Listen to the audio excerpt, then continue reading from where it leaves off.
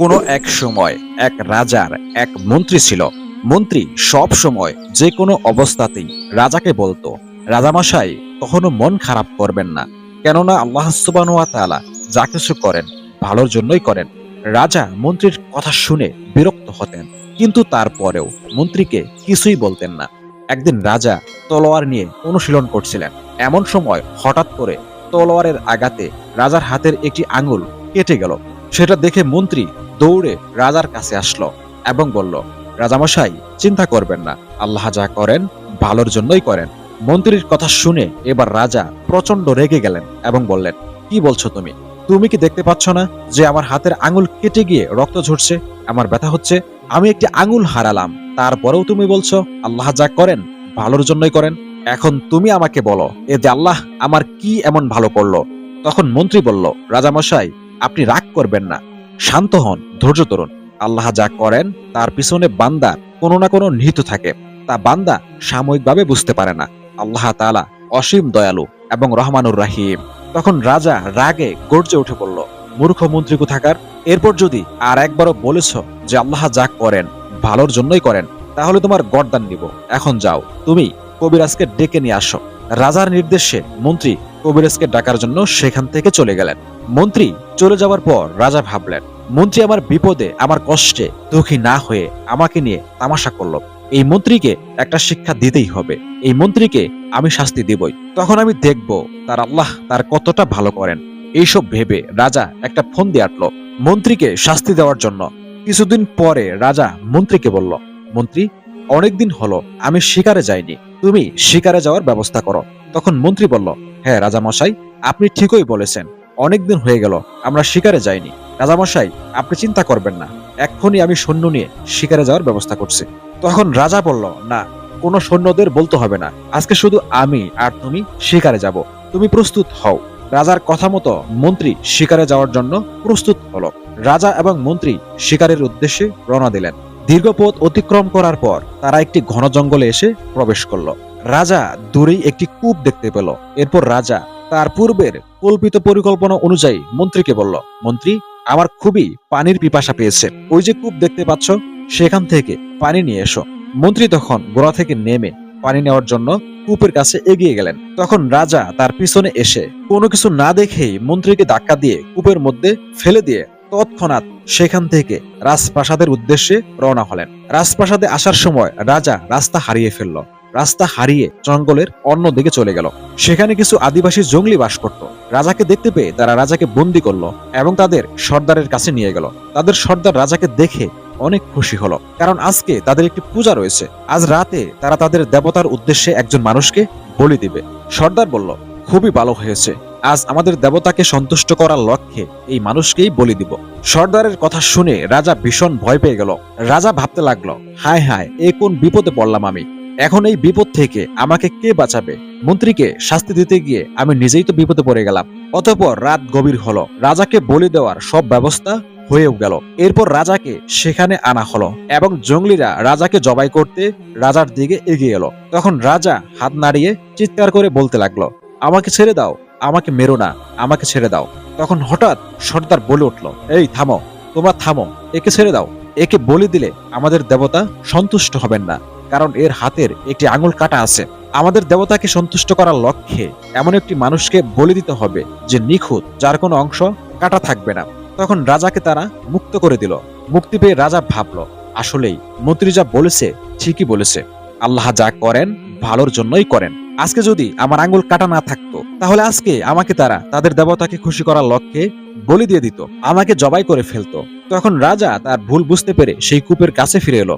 রাজা কূপের ভিতরে উকি দিয়ে দেখলো সেই কুয়াতে কোনো পানি নেই। মন্ত্রী কূপের ভিতরে বসে আছে। তখন রাজা মন্ত্রীকে কুয়া থেকে উপরে উঠালেন এবং বললেন, মন্ত্রী, আসলে তুমি ঠিকই বলেছ, আল্লাহ যা করেন ভালোর জন্যই করেন।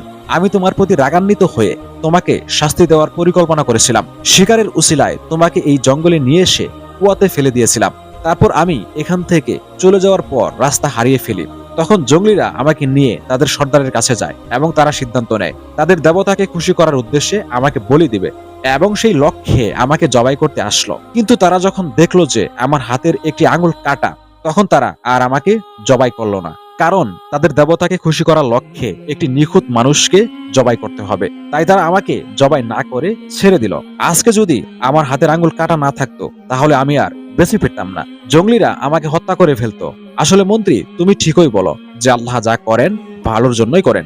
অতঃপর রাজা কিছুক্ষণ চুপ করে রইলেন। তারপর রাজা আবার বললেন, আচ্ছা মন্ত্রী, আল্লাহ যদি ভালোর জন্যই সবকিছু করে থাকেন, তাহলে এই যে আমি তোমাকে কূপে নিক্ষেপ করলাম, এতে তোমার মাথা ফেটে রক্ত বের হচ্ছে, আল্লাহ তাআলা যদি ভালোর জন্যই করে থাকেন, তাহলে এই যে আমি তোমাকে কষ্ট দিলাম, তোমার মাথা থেকে রক্ত ঝরছে, এখানে তোমার কি কল্যাণ সাধিত হলো? তখন মন্ত্রী হেসে বলল, রাজামশাই, আল্লাহ যা করেন ভালোর জন্যই করেন, কারণ আপনি খুদওয়ালা মানুষ। আপনার আঙ্গুল কাটা, তাই জঙ্গলিরা আপনাকে জবাই করেনি। কিন্তু আমার তো আঙ্গুল কাটা নেই, আমি তো নিখুঁত মানুষ। আমাকে যদি আপনি কূপের মধ্যে না ফেলতেন আর তারা যদি আমাকে পেত, তাহলে তো তারা আমাকে জবাই করত। তাদের দেবতাকে সন্তুষ্ট করার লক্ষ্যে আমাকেই বলি দিত, কারণ আমি তো নিখুঁত মানুষ, আমার হাতের আঙ্গুল কাটা ছিল না। এই জন্যই বলি আল্লাহ যা করেন ভালোর জন্যই করেন। সুবহানাল্লাহ। একদা কয়েকজন বণিক বাণিজ্যের উদ্দেশ্যে একটি জাহাজে আরোহণ করলেন। তারা বেশ আনন্দের সাথেই সমুদ্রের প্রাকৃতিক দৃশ্য অবলোকন করছিলেন। শান্ত সমুদ্রে জাহাজটি চলছিল তার আপন গতিতে।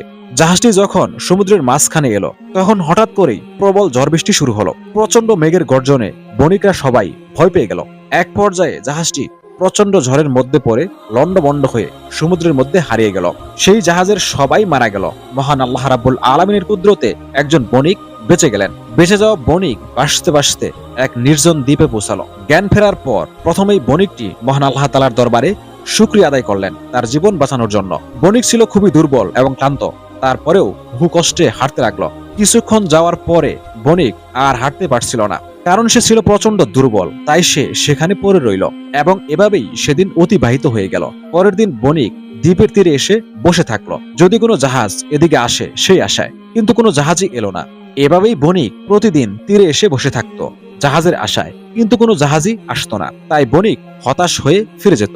এরই মধ্যে বণিক সমুদ্র তীরে তার জন্য একটি ছোট্ট ঘর তৈরি করে ফেলল। সমুদ্রের মাছ ধরে এবং জঙ্গল থেকে ফলমূল শিকার করে খেয়ে সে থাকতো। একদিন সে খাবারের খোঁজে বনের মধ্যে গেল। বন থেকে সে যখন ফিরে এলো, তখন দেখলো যে তার রান্নাঘরের চুলো থেকে আগুন লেগে তার পুরো ঘর পুড়ে ছাই হয়ে গিয়েছে এবং তার কালো ধোঁয়ায় আকাশ ভরে গিয়েছে। লোকটি চিৎকার করে বলে উঠল, হায় আল্লাহ, তুমি আমার ভাগ্যে এটাও রেখেছিলে। বণিক হাহুতাশ করে ক্লান্ত হয়ে ঘুমিয়ে পড়লেন। পরের দিন সকালে এক জাহাজের আওয়াজে বণিকের ঘুম ভাঙলো। জাহাজটি সেই দ্বীপের দিকে তাকে উদ্ধার করার জন্যই আসলো। তখন বণিক অবাক হয়ে বলল, তোমরা কিভাবে জানলে যে আমি এখানে আটকা পড়ে আছি? তখন জাহাজের ক্যাপ্টেন জানালো, তোমার জ্বালানো ধোঁয়ার সংকেত দেখে আমরা বুঝতে পেরেছি যে ওই সমুদ্রের তীরে নিশ্চয়ই কোনো মানুষ আটকা পড়েছে, তাই আমরা এখানে তোমাকে নিতে এসেছি। জাহাজের ক্যাপ্টেনের কথা শুনে বণিক বুঝতে পারলো যে আল্লাহ যা করেন ভালোর জন্যই করেন। যদি ঘরে আগুন না লাগতো, যদি আগুনের ধোঁয়াতে আকাশ ছেয়ে না যেত, তাহলে তো তারা বুঝতেই পারতো না যে আমি এখানে আটকা পড়েছি। আগুন লাগার কারণেই তারা আমার সন্ধান পেয়েছে। তাই মহান আল্লাহ রাব্বুল আলামিন যা করেন ভালোর জন্যই করেন। এরপর বণিক মহান আল্লাহ তাআলার দরবারে শুকরিয়া আদায় করলেন এবং বাড়ির উদ্দেশ্যে জাহাজে রওনা দিলেন। বহুদিন আগের কথা, একবার এক খোদাভীরু আলেম দূরের সফরে বের হলো। তিনি সাথে একটি মোরগ নিলেন, যাতে ফজরের নামাজের জন্য তাকে ডেকে দেয়। তিনি একটি পোষা কুকুর সাথে নিলেন, যাতে চোর থেকে পাহারা দেয়। একটা ঘোড়াও নিলেন, তার উপরে বইপত্র এবং খাদ্য সামগ্রী বহন করার জন্য। ঘোড়ার পিঠে চড়ে চলতে চলতে সূর্য ডোবার সময় তিনি একটি গ্রামে গিয়ে পৌঁছলেন। তিনি সেই রাতটা সেই গ্রামে কাটাতে চাইলেন, কিন্তু কেউ তাকে মেহমান হিসেবে গ্রহণ করলো না। অগত্যা তিনি একটি জঙ্গলের পাশে একটি গাছের নিচে রাত কাটাতে বাধ্য হলেন। রাতের শুরুতে একটা নেকড়ে এসে কুকুরের সাথে লড়াই করলো। অবশেষে কুকুরটি মারা গেল, কিন্তু আলেম লোকটি সাহস হারালেন না। তিনি বললেন, আল্লাহ যা করেন ভালোর জন্যই করেন, হয়তো এই ক্ষতির মধ্যেই আমার কল্যাণ নিহিত আছে। রাত আরেকটু গভীর হলে জঙ্গল থেকে একটা শিয়াল এসে তার মুরগটিকেও নিয়ে গেল। তখন আলেমটি বললেন, আল্লাহ যা করেন ভালোর জন্যই করেন। অতঃপর আরেক দল নেকড়ে এসে ঘোড়াটির ঘাড় মোটকে টেনে হিঁচড়ে জঙ্গলের ভিতরে নিয়ে গেল। তখনও আলেম লোকটি বললেন, আল্লাহ যা করেন ভালোর জন্যই করেন। অতঃপর আলেম লোকটি ঘুমিয়ে পড়লেন। ফজরের সময় চিৎকার চেঁচামেচির শব্দে তার ঘুম ভেঙে গেল। খোঁজ নিয়ে জানতে পারলেন শেষ রাতে ওই গ্রামে ডাকাতরা আক্রমণ করে সবকিছু লুট করে নিয়ে গেছে এবং অনেক প্রাপ্তবয়স্ক লোককে হত্যা এবং জখম করেছে। তখন আলেম লোকটি আল্লাহ তাআলার কুদরত বুঝতে পারলেন। তিনি ভাবলেন, ওই গ্রামের কেউ যদি তাকে মেহমান হিসেবে গ্রহণ করত, তাহলে গ্রামবাসীর যে অবস্থা হয়েছে তারও হয়তো ঠিক একই অবস্থা হতো। আবার যদি তার মোরগ, কুকুর এবং ঘোড়াটি জীবিত থাকতো, তাহলে নিশ্চয়ই ডাকাডাকি করত। ডাকাতরা সেটা শুনতে পেত এবং ডাকাতরা এসে সব লুট করত, হয়তো হত্যা বা জখমও করত।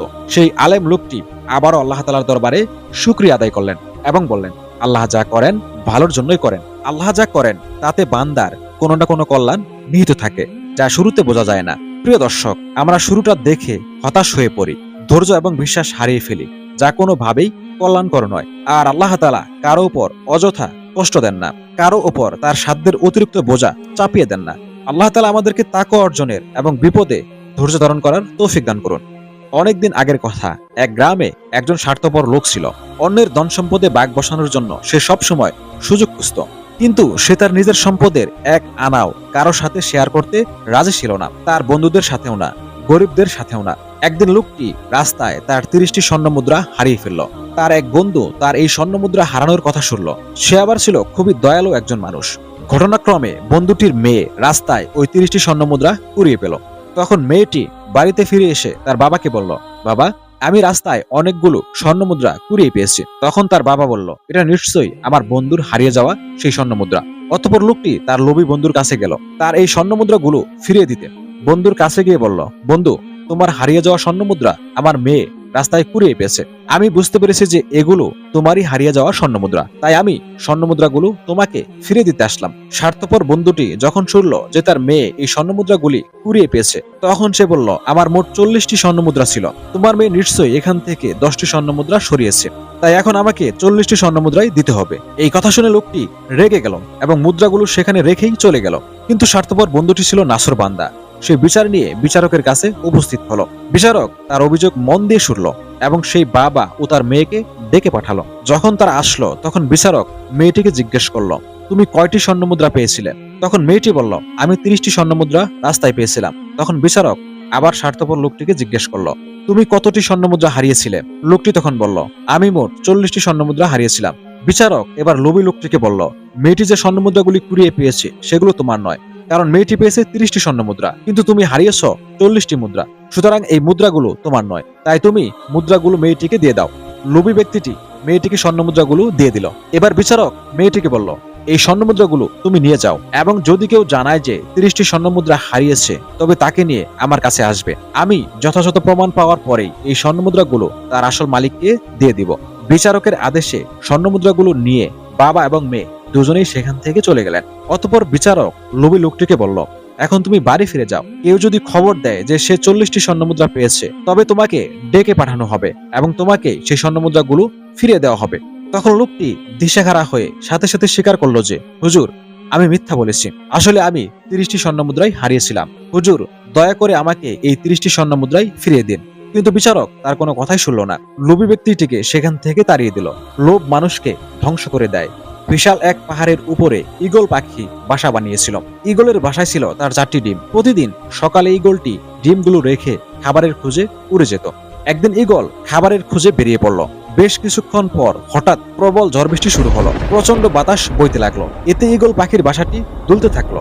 এক পর্যায়ে একটি ডিম বাসা থেকে ছিটকে পড়ে গেল। গড়তে গড়তে সেই ডিম এসে পড়ল পাহাড়ের নিচে একটি মুরগির বাসার উপরে। ঝড় বৃষ্টি থেমে যাওয়ার পর মুরগি সেই ডিমটি নিজের বাসায় নিয়ে এলো এবং অন্যান্য ডিমের সাথে রাখলো। যত্ন করে তাড়া দিতে থাকলো। একদিন সেই ডিম ফুটে ঈগলের একটি সুন্দর বাচ্চাও বের হলো। মুরগির বাচ্চাদের সাথে ঈগলের বাচ্চাটিও বড় হয়ে উঠতে লাগলো। কিন্তু ঈগল ভিতর থেকে সব সময় অন্য কিছু অনুভব করত। আকাশে একদিন ঈগলের একটা ঝাঁককে উড়ে বেড়াতে দেখে ঈগল মুরগিকে বলল, ইস, যদি আমিও তাদের মতো উড়ে বেড়াতে পারতাম। তখন মুরগি হেসে উত্তর দিল, তুমি কিভাবে উড়বে? তুমি তো মুরগি, এবং মুরগি কখনো ওড়ে না। আর তখনই ঈগলের মন খারাপ হয়ে গেল। ঈগল মাঝে মাঝে তার সহকর্মীদের উড়ে বেড়াতে দেখত এবং স্বপ্ন দেখত সেও তাদের মতো উড়ে বেড়াবে। কিন্তু প্রতিবার তার স্বপ্নের কথা জানালে মুরগি বলতো, এটা একেবারেই অসম্ভব। মুরগির এই কথাটি ঈগল বিশ্বাস করতে শিখল এবং তার জীবনটা বাকি মুরগিদের মতোই কাটিয়ে দিল। অনেকদিন এভাবে কাটানোর পর একদিন ঈগলটি মারাও গেল। আসলে আমাদের জীবনে এটা চরম সত্য যে তুমি যা বিশ্বাস করতে শিখবে, একদিন তুমি তাই হয়ে উঠবে। তাই তুমি যদি ঈগলের মতো ওড়ার স্বপ্ন দেখো, তবে সেই স্বপ্নকেই অনুসরণ করো। মুরগির কথায় কান দিতে যেও না। একজন মহিলা তার ঘর থেকে বেরিয়ে এসে দেখল যে উঠোনে 3জন বৃদ্ধ ব্যক্তি বসে আছে। তিনি তাদের কাউকেই চিনতে পারলেন না। তাই তিনি বললেন, আমি আপনাদের কাউকে চিনতে পারলাম না, কিন্তু আপনাদেরকে দেখে মনে হচ্ছে আপনারা খুবই ক্ষুধার্ত। আপনারা ভিতরে আসুন, আমি আপনাদের খাওয়ার ব্যবস্থা করছি। তখন সেই তিনজন বৃদ্ধ ব্যক্তির মধ্য থেকে একজন জিজ্ঞেস করলেন, বাড়ির কর্তা কি বাড়িতে আছেন? মহিলা তখন বললেন, না, তিনি বাইরে গেছেন। তখন বৃদ্ধ বললেন, তাহলে আমরা আসতে পারবো না। তাদের কথা শুনে মহিলাটি ঘরে চলে গেল। সন্ধ্যায় যখন বাড়ির কর্তা ঘরে ফিরে এসে সব কথা শুনলেন, তখন তিনি বললেন, যাও, তাদেরকে বলো যে আমি বাড়িতে এসেছি, তাদের ঘরে আসার জন্য অভ্যর্থনা জানাচ্ছি। মহিলা বাইরে এলেন এবং তাদেরকে ঘরে আসতে বললেন, কিন্তু তারা বলল, আমরা এভাবে যেতে পারি না। মহিলা জিজ্ঞেস করলেন, কিন্তু কেন? আবার কি সমস্যা হয়েছে? বৃদ্ধ লোকদের মধ্যে একজন বললেন, আমাদের মধ্যে একজনের নাম হচ্ছে সম্পদ, আরেকজনের দিকে নির্দেশ করে বললেন, তার নাম সাফল্য, এবং আমি হচ্ছি ভালোবাসা। এখন আপনি ভিতরে গিয়ে সিদ্ধান্ত নেন, আমাদের কাকে আপনি ভিতরে ঢুকতে দিবেন। মহিলা যখন ভিতরে গিয়ে সবকিছু খুলে বললেন, তখন তার স্বামী অত্যন্ত খুশি হয়ে গেলেন এবং বললেন, অসাধারণ, চলো আমরা সম্পদকে ডাকি, তাহলে আমরা ধনী হয়ে যাব। তার স্ত্রী এতে সম্মতি দিলেন না। তার স্ত্রী বললেন, না, আমার মনে হয় আমাদের সাফল্যকেই ডাকা উচিত। তাদের মেয়ে ঘরের অন্য প্রান্তে দাঁড়িয়ে থেকে সবকিছু শুনছিল। তখন সে বলে উঠল, তোমাদের কি মনে হয় না আমাদেরকে ভালোবাসাকে ডাকা উচিত? তাহলে আমাদের ঘর ভালোবাসায় পূর্ণ হয়ে উঠবে। লোকটি তখন বলল, ঠিক আছে, আমরা তাহলে আমাদের মেয়ের কথাই শুনবো। তুমি বাইরে যাও এবং ভালোবাসাকেই আমাদের অতিথি হিসেবে ডেকে নিয়ে আসো। মহিলাটি বাইরে গেলেন এবং বললেন, আপনাদের মধ্যে ভালোবাসা কার নাম? অনুগ্রহ করে তিনি ভিতরে আসুন, আপনি আমাদের অতিথি। ভালোবাসা নামের বৃদ্ধ উঠে দাঁড়ালেন এবং বাড়ির দিকে হাঁটতে শুরু করলেন। বাকি দুইজনও উঠে দাঁড়ালেন এবং ভালোবাসা নামের লোকটিকে অনুসরণ করতে লাগলেন। মহিলাটি এতে ভীষণ অবাক হয়ে গেলেন এবং বললেন, আমি তো শুধু ভালোবাসা নামের বৃদ্ধকে ভিতরে আসার আমন্ত্রণ জানিয়েছি, আপনারা কেন তার সাথে আসছেন? বৃদ্ধ লোকেরা তখন বলল, আপনি যদি সম্পদ আর সাফল্যকে আমন্ত্রণ করতেন, তবে আমরা বাকি দুইজন বাহিরেই থাকতাম, কিন্তু আপনি যেহেতু ভালোবাসাকে আমন্ত্রণ জানিয়েছেন, সেহেতু আমাদেরকেও যেতে হবে, কারণ সে যেখানেই যায় আমরা দুইজনও সেখানেই যাই। যেখানে ভালোবাসা থাকে সেখানে সম্পদ এবং সাফল্যও থাকে। প্রিয় দর্শক, গল্পগুলো কেমন লেগেছে কমেন্ট করে জানাবেন এবং এরকম আরো শিক্ষামূলক ভিডিও পেতে আমাদের চ্যানেলটি সাবস্ক্রাইব করে পাশে থাকা বেল বাটনটি বাজিয়ে দিন, যাতে করে সবার আগে ভিডিও পৌঁছে যায় আপনার কাছে। আমি আলামিন ইসলাম আসছি আপনাদের সাথে। এতক্ষণ সাথে থাকার জন্য শুকরিয়া।